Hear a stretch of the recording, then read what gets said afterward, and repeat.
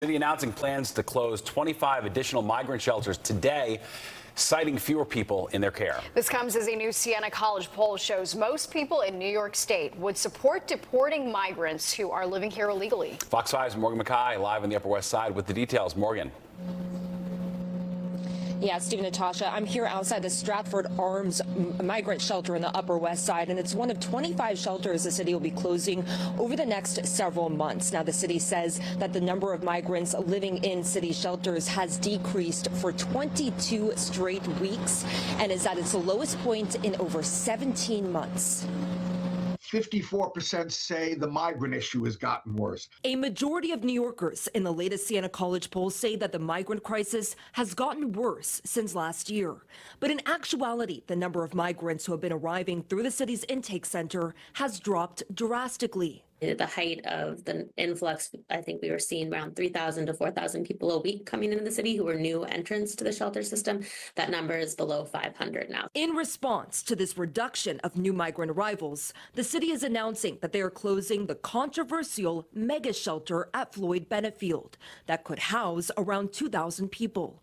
The city's lease with the federal government to use the site technically will not expire until March. The city hall says that all migrant families living there will be moved out by January 15th. Floyd Bennett Field is now the 25th shelter the city will be closing over the next several months.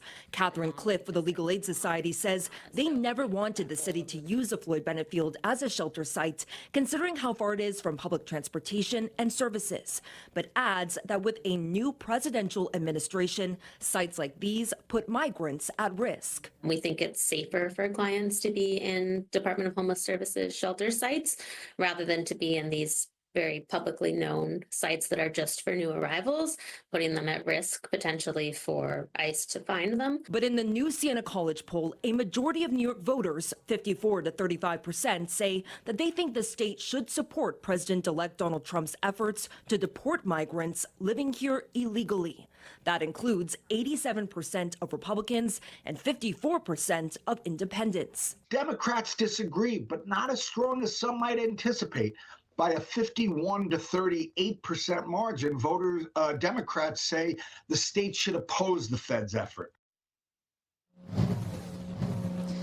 Now, as we're about to enter another election year, in the Siena College poll, voters say that about a third of voters say that the migrant issue is one of their top concerns, but about 2/3 of voters say they want Albany lawmakers this next year to address affordability issues and cost of living. Reporting live from the Upper West Side, I'm Morgan McKay. Steve and Natasha, back to you. All right, thanks, Morgan.